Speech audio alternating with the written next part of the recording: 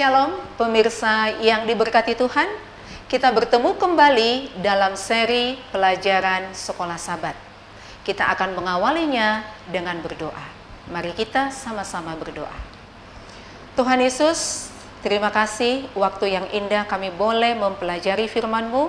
Urapilah hati kami dengan kuasa Roh Kudus Tuhan, supaya firman ini boleh kami pahami seturut dengan kehendak-Mu. Di dalam nama Yesus kami berdoa. Amin.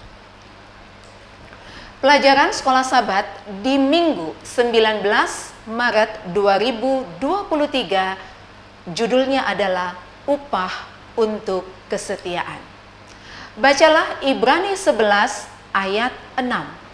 Tetapi tanpa iman tidak mungkin orang berkenan kepada Allah. Sebab barang siapa berpaling kepada Allah, ia harus percaya bahwa Allah ada, dan bahwa Allah memberi upah kepada orang-orang yang sungguh-sungguh mencari Dia. Seharusnya, apakah arti ayat ini untuk kita? Bagaimanakah seharusnya kita berespon terhadap apa yang dikatakannya? Lihat juga Wahyu 22 ayat 12, Yesaya 40 ayat 10, dan Yesaya 62 ayat 11. Apakah yang diajarkan ayat-ayat ini untuk kita? Wahyu 22 ayat 12.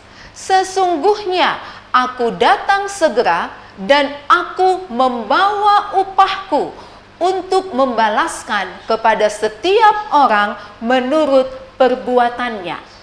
Yesaya 40 ayat 10. Lihat, itu Tuhan Allah.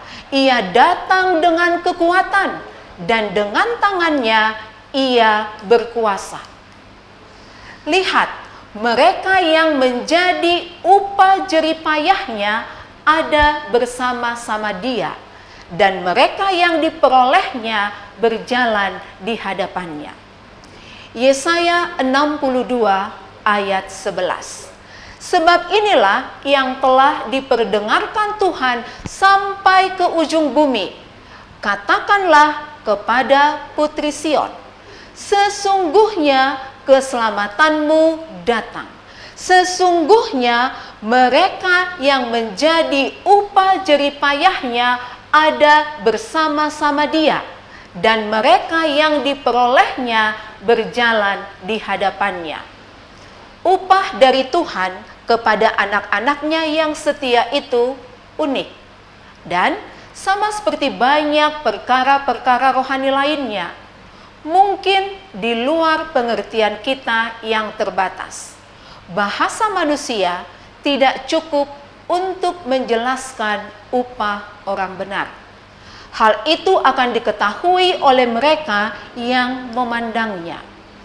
Pikiran fana ini tidak dapat mengerti kemuliaan Firdaus Allah.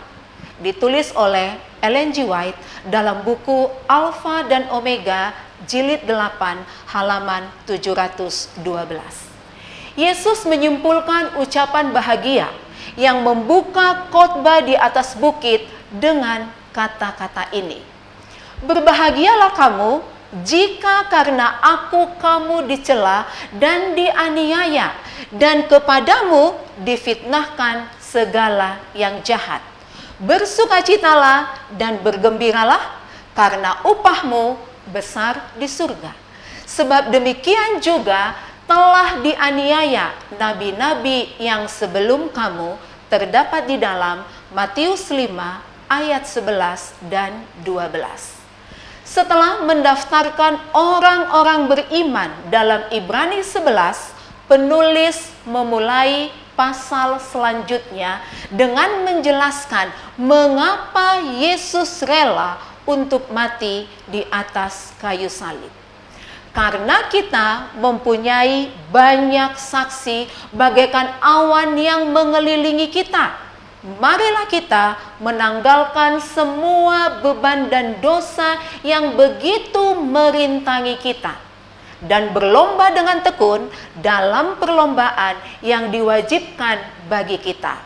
Marilah kita melakukannya dengan mata yang tertuju kepada Yesus yang memimpin kita dalam iman, dan yang membawa iman kita itu kepada kesempurnaan, yang dengan mengabaikan kehinaan tekun memikul salib ganti sukacita yang disediakan bagi Dia yang sekarang duduk di sebelah kanan tahta Allah, terdapat di dalam Ibrani 12 ayat 1 dan 2. Akan tetapi dihargai oleh karena kesetiaan tidaklah sama dengan keselamatan oleh perbuatan. Siapakah di antara kita atau di antara tokoh-tokoh kitab suci yang telah cukup melakukan perbuatan baik yang memberikan kepada mereka jasa di hadapan Allah? Tak seorang pun. Tentu saja. Itulah poin secara keseluruhan dari salib. Jika kita dapat menyelamatkan diri kita sendiri oleh perbuatan, Yesus tidak pernah pergi ke salib. Gantinya haruslah oleh kasih karunia.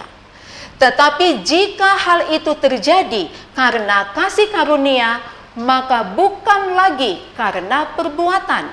Sebab jika tidak demikian, maka kasih karunia itu bukan lagi kasih karunia, terdapat di dalam Roma 11 ayat 6.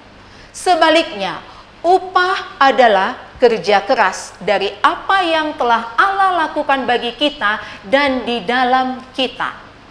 Bagaimanakah kita mengerti perbedaan antara keselamatan dan kasih karunia dalam sebuah upah berdasarkan perbuatan?